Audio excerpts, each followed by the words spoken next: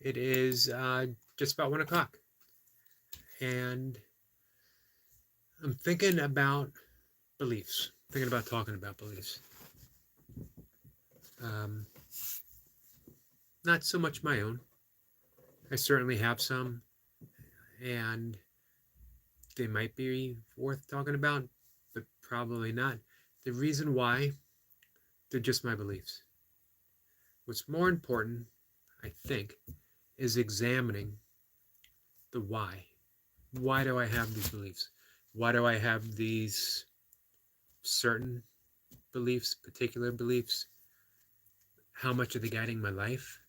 How much of my life is based upon things that I simply believe that have never been examined?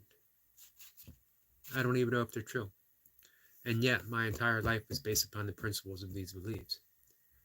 How I treat other people, how I think, how I act, how I navigate through life, all based upon things that I believe that maybe have no certain basis whatsoever. Of course, I can say I have inherited beliefs, things that I've inherited from my family, my mother, my father. They inherited from their mother and father, so on. These family teachings that have been passed down. This is what we do. We're McCartys. This is how we do things. Um, I have beliefs that I've been given from teachers, from clergy, from the media, from books that I've read, from friends, nowadays, from the internet, newfangled invention. All of these things have been given to me. Some I've readily accepted. I've discarded old beliefs and accepted the new ones. Others I've clung to, even knowing they might be wrong. Maybe they serve me well. Maybe they don't. That's the thing about unexamined beliefs. We just don't know. So instead of living from mystery, we live by inherited principles that aren't even ours. We've never examined them, never thought about it. Maybe you have. I think probably the vast majority of us don't, because it never occurs to us that maybe they're wrong. A belief is just a thought that we've committed to a truthhood, truthness. What was it? Stephen Colbert, truthiness, back in the early 2000s, the aughts. Um, and we think they're true for no other reason than we think it's so. How much do we know is actually true, though? I'd say very little. Even science. We have working theories, and yet it's still only the surface of everything. Science just continues to dig deeper and deeper and deeper into the fabric of reality, and we discover new things that what's true right now will only be partially true, almost across the board. Look at physics. We thought we arrived at the end of physics. We thought the atom was the smallest thing ever, the building block of the universe, only to find subatomic particles. And then we thought the early days of quantum physics. This is it. We've hit the bottom of reality. We found the last turtle. We thought it was turtles all the way down, but nope. It was just this turtle. All the other ones were stacked on the back of this one particular turtle. And then, whoosh, we found out that the turtle was invisible all along. Bottomless. Turtle after turtle. Until we get to nothing. The nothingness of the absolute turtle. Should write that down. Then maybe I will. Maybe I'll write about that tomorrow on my blog. So it's sort of amazing. That's where self-inquiry comes in. Asking ourselves. To me, I really always like coming back to Brian Katie. I have her pulled up here on Google. Um, her method of self-inquiry seems vitally important. Maybe not all the way through. Maybe she calls it the work. I don't know if you have to follow it through the way she has it set up, but maybe you do. I just like the questions, first three in particular. But Ramana Maharishi was very fond of the very simple inquiry of who am I? My friend Gary Weber, who I haven't seen on social media for quite some time. I'm not even sure if he still has his YouTube channel. Very helpful for me. Maybe it might have been close to a decade ago. To steer me towards deeper questions of self-inquiry. He would ask, when am I? Which always steers us back to the moment. When am I? I am always here. We could also ask where. Where am I? That seems a vitally important question too. We don't settle for an answer. Say, where am I? I'm here. Is it? Are you an arm? Are you a forearm in particular? I'm here. Are you a heart? Are you a chest? Are you a hand? Where are you? How deep does that go? It's like the last turtle. It's like the absolute emptiness of the turtle. No bottom, no end. Who am I? Where am I? When am I? I'm not so sure the why am I is as important. Because who knows? Who knows? Who knows about any of it, honestly? So, that helps us dismiss some beliefs when we go into self-inquiry, when we ask, who am I? Because if we don't find an exact who, or is it whom, I rightly don't know. If we don't find an exact one, then who is it who's having these beliefs? And why are they so important to whatever that is, whoever that is, wherever that is, or whenever? Here's what Katie, I believe her full name is Brian Katie. She goes by Katie. Here's what she has you do. Take any belief, any thought. Remember, every belief is simply a thought that we've invested so much interest in that we've decided to have it guide our life. Before we get in there, Katie, just as it occurs to me, things that we've inherited from our parents, which we're pretty sure they got from their parents, or a teacher, or a book. What if they were wrong? What if they misheard? What if my father's father told him something that he thought was extreme importance on how to navigate through life, and my father simply misheard, and his entire life has been based upon something that he misheard? Or what if your father, or your mother, or your grandparents?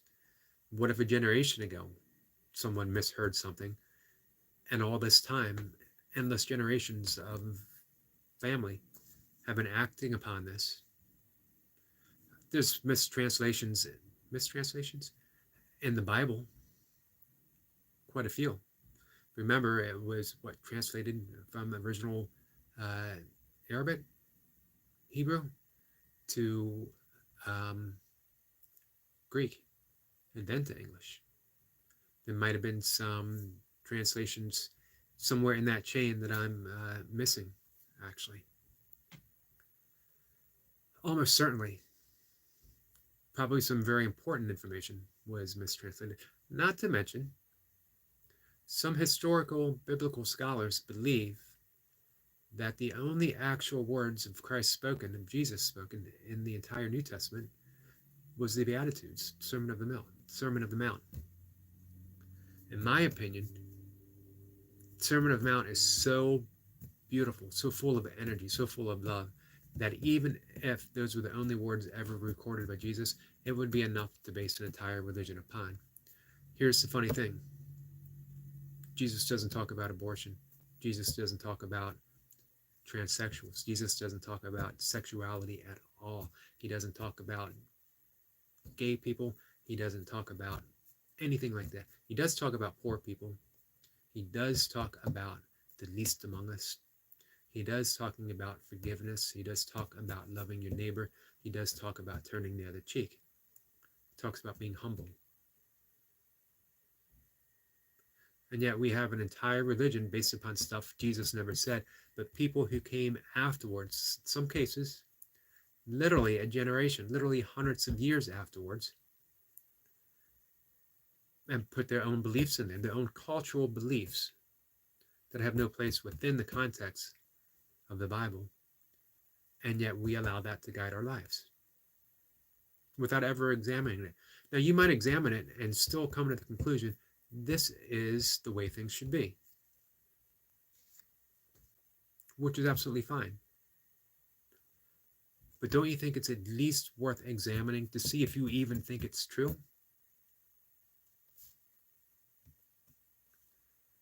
It's been a big issue, conversations we're having in the burpee fitness community. And yes, for those who might come here who aren't part of the burpee fitness community, there is such a thing as the burpee fitness community. And it is actually a wonderful, free-thinking, wide-ranging community to be part of, that I'm actually proud to be part of. All you got to do to be part of it, put in your reps. Do some burpees, do some pull-ups, do some muscle-ups. Support each other. Wish each other well in their pursuit of fitness. There you go. It's a great community to be part of.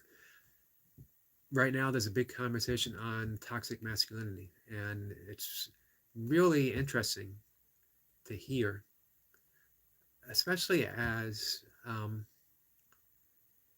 everyone is fully committed to allowing you to have your own opinion, your own thoughts, your own beliefs. Imagine if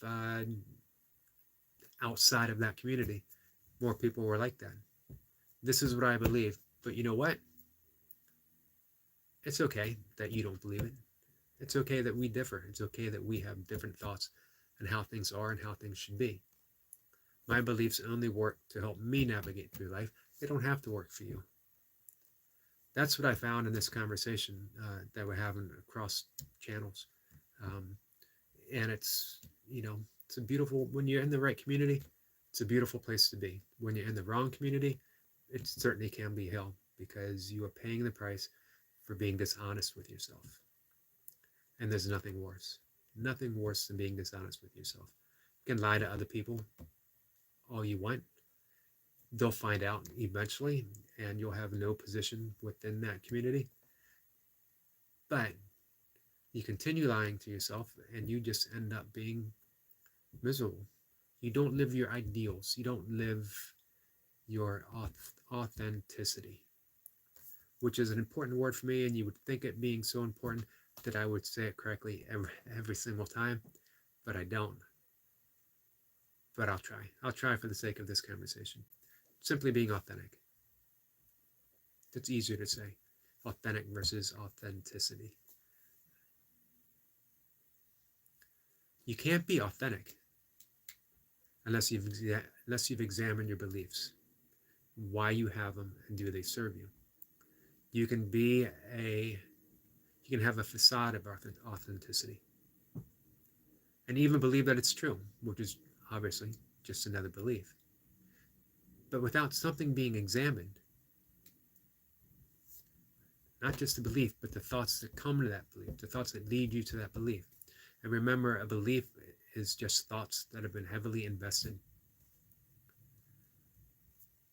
Unless you examine that, beliefs, thoughts, opinions, how do you even know they're yours? How do you know they're true? That brings us right back to Katie Bryan. That's her first question. Is it true? A thought that you have about anything, it can be something small, trivial, or something of immense importance that your entire life revolves around it. I am my job. Is that true? Second question, can you absolutely know it's true? Beyond a shadow of a doubt. Not just shouting your belief, of course it's true. Thinking that volume makes it more believable. The louder I say it, even in my head, the more certain I am. Can you absolutely know, without any room, any tiny sliver of doubt, know that that is true? Going back to the example, I am my job. Can you absolutely know for sure, for certain, that you are your job? Nothing can shake you from that belief, not even if you're fired? Third question, how do you react? What happens when you believe that thought? If I believe that I am my job, I'm consumed by it. I show up at work not at 9 a.m. I show up at work at 8 a.m. to put in an extra hour of work. I stay until 7 a.m. putting in another extra 2 hours worth of work. I take little vacation time. I spend my weekend consumed with either extra work or can't wait to get back to work. I put my family aside. They'll appreciate it later for all my sacrifices that I do for their sake, but I gotta do this job because I am my job. Just an example, could be anything. Could be religion. This is absolutely true because it's in the Bible. This is absolutely true because a priest told me so. It's absolutely true because whatever. How do I react when I believe it's true? I'm very pious. I'm very sure of my opinion. I'm very sure that God is on my side. I'm very sure that God punishes people who don't believe the way I do. This is the way things should be. Here's the most important question. Well, maybe the first important question is it true? But this question brings it home for me. All the time. Everything. No matter what it is. And you're like, just get on it. What's the first one? Or what's the last one? Who would you be without that thought? It's a topic we've been batting back and forth. Toxic masculinity. Who would you be without that thought? Who would you be without the thought of toxic masculinity? Let's get rid of toxic. Who would you be without the thought of masculinity? It's a funny thing to examine. You know why? Because you wouldn't be thinking masculine thoughts. You wouldn't be thinking this is what a man does. This is what a man should do. This is who a man is. You would just be a man. You would be authentic. You would just be yourself. You would express masculine energy. And probably some feminine energy. But you would be authentic. There'd be no question. This is what I need to do. You would just do it. Everything would be spontaneously arising. The natural expression of you. Whatever that is. Whatever mixture, masculine and feminine energy that makes you happens to be. Without the thought of who am I? Let's go back to the original. Without the thought of I am my job, who would you be? And is it worth doing all the things that you're doing? If you didn't have that belief, and remember, belief is just a thought. Maybe a whole bunch of thoughts. Still just thoughts. The role of a thought is to roll through the mind. Energy. Ongoing. Always going. To have thoughts, we have to bring it back. To act upon a thought, we have to bring it back. Destiny Forever is here. My wonderful treadmill friend. How are you, Destiny? I appreciate you stopping by. Talking about beliefs and thoughts and how we act upon them. And more importantly, how we've never actually been taught to examine our beliefs, to examine our thoughts, to wonder even if they're true. Just because I think something doesn't mean it's true. doesn't have to be acted upon. I don't have to base my entire life upon something that I think. Imagine if we could reside in that capacity that thought flows through without having to cling to every single thought that we have. Picking the ones that were useful, discarding the ones that were harmful. Because remember, all of our thoughts, some of them don't serve us, maybe the vast majority of them. What about the thoughts that we are less than? The thought that this person is better than us because he has more, because she's more beautiful, because he's richer, because whatever. What about those thoughts? Take it back to Katie Bryan. Is it true? Who would I be in the absence of that thought? It would just be me. And that would be a beautiful thing to be. That would be authentic, important. Hey, Mocha. I did not want to bother you because I thought that you would be maybe deep in some school preparation, as I actually was before I came here to talk. I figure I will talk maybe another 7 or 8 minutes. I'm talking about beliefs, examining our beliefs, the importance of knowing why we believe something. Because it's ridiculous to think that we have all these beliefs that aren't based on anything other than, well, I read that this was true. My father told me this was true. The teacher told me this was true. I think it's true. I want it to be true. It could be true. But is it? Is it true? And can you absolutely know for certain that it is? And again, Brian Katie's inquiry, the most vitally important one, who would you be if you didn't have that thought? If you didn't have a political thought, would you be a Republican? Would you be a Democrat? Would you be a Libertarian? Or would you just be, and would you spontaneously vote for the person that offered you the best hope for the future? Because you didn't have the belief that this is a bad idea or this is whatever. You didn't have them. You were gone. A lot of people think, well, you can't navigate the world, you can't navigate life without a belief system in place. But is that true? I'm firmly convinced, maybe it's just a belief, that spontaneous right action occurs in the absence of those belief systems that we have in place.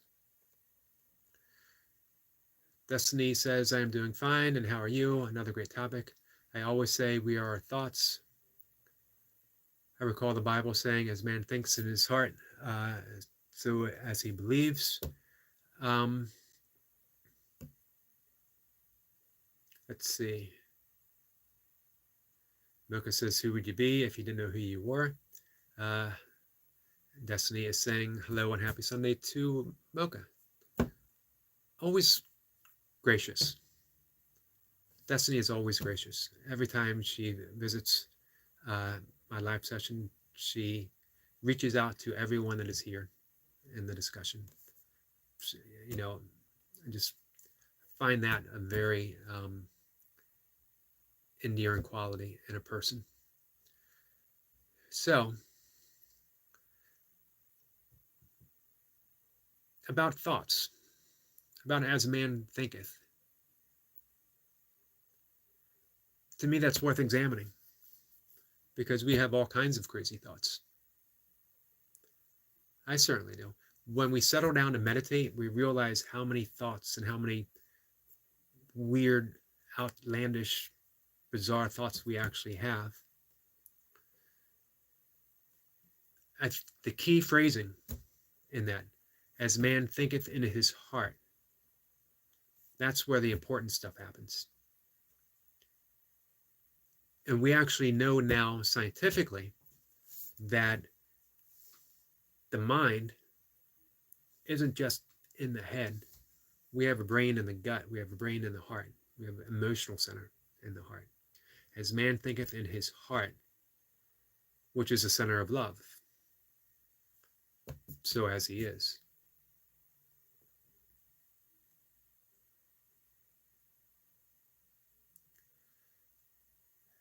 Destiny says, thanks, Sarah mccarty, and so are you. I appreciate the genuine person you are.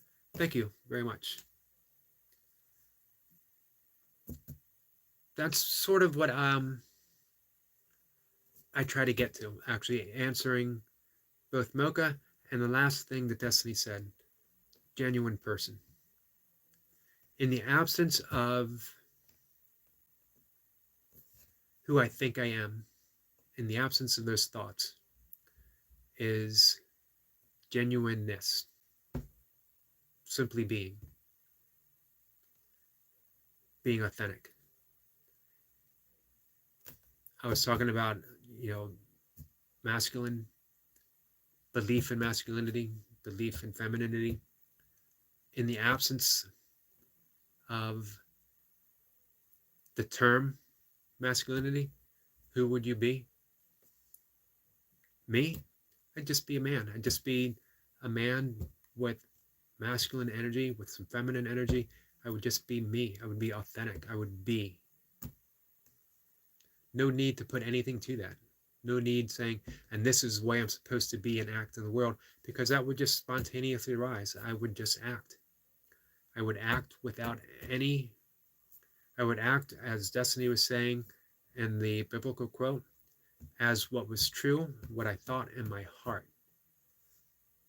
Not in the beliefs that float around in my head, but the authenticity of the heart. To me, that seems to be a proper way to go through life, to navigate our lives. It doesn't have to be that way for everyone. Just a belief, my own. I'd like to point out once again, though, a lot of the beliefs that we might have been given from someone else, I always imagine, a belief that my dad has because he heard it from his father. My dad was well known to mishear things, and he based his entire life on something. I don't know if this happened, but that he based his entire life upon something that he misheard, or that his father might have misheard,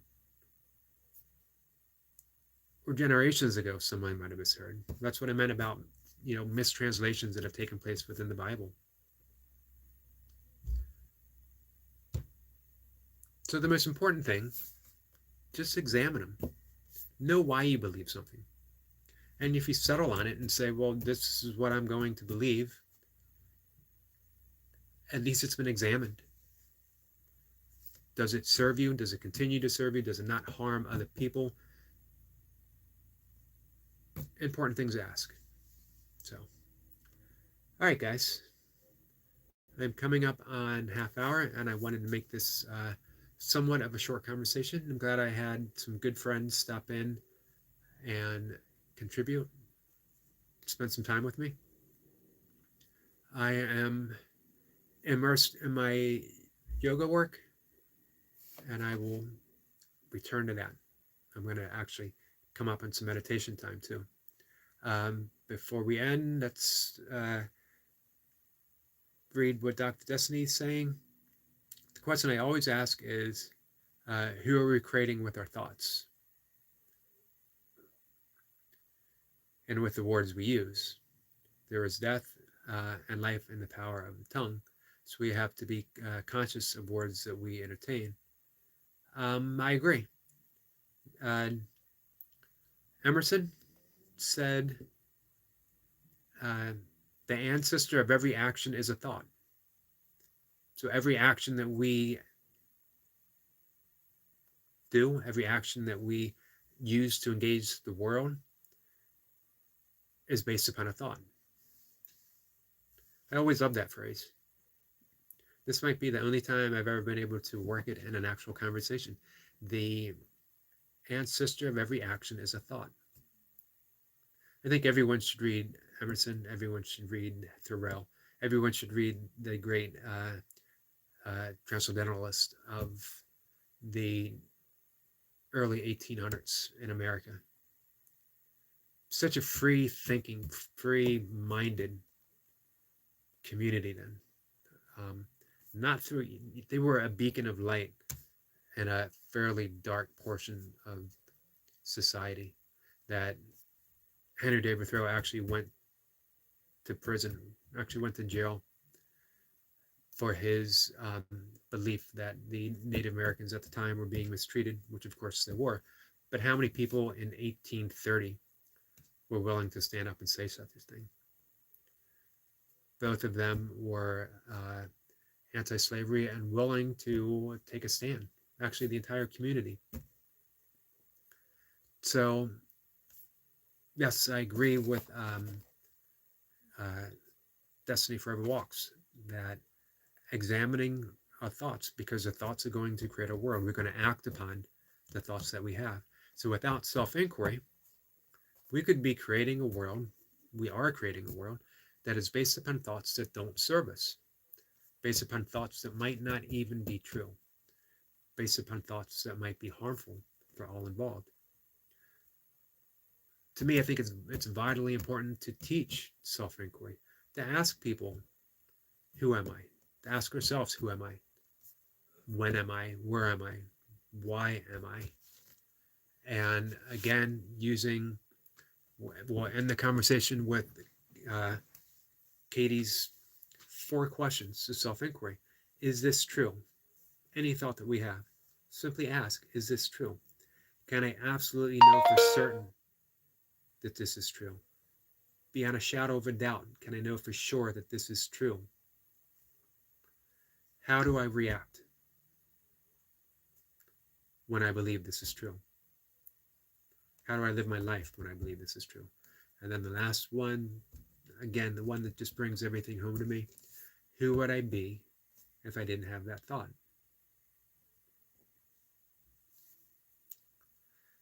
And Destiny Forever Walk says, thanks, Sarah McCarty, for this great topic. You always shed light on the true self we were created to be by the divine creator. Blessings to you and enjoy your day. Enjoy your day too, Destiny. I appreciate that. And you know what I want to mention real quick, and then I'll let everyone go, that I really, really enjoy your channel, things that you put out there.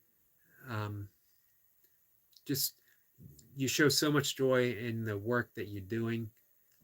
It's contagious. I don't see how anyone could not watch your video and not want to get on a treadmill and do some work, do some walking, do some dancing, and just simply enjoy moving. You really show people that there's so many ways of getting in your exercise for the day, getting in your motion, your steps, working out. Really have fun. So with that said, I will see you guys tomorrow for the burpee session, and then back for some talk. I keep mentioning, I'm trying to get in the habit of mentioning, if there's anything that you want me to talk about, if there's anything you don't want me to talk about anymore, if there's any questions, let me know. If you have a question about anything, I will come up with an answer. It might not be true. I might make it up. I might believe it's true, but I will have an answer for you. Or I'll have an absence of an answer, and we'll explore the topic together. So just put it down in the comment section, and I will find it, and we'll discuss it. Take care, guys. Thank you, Destiny. I appreciate you saying that. Take care.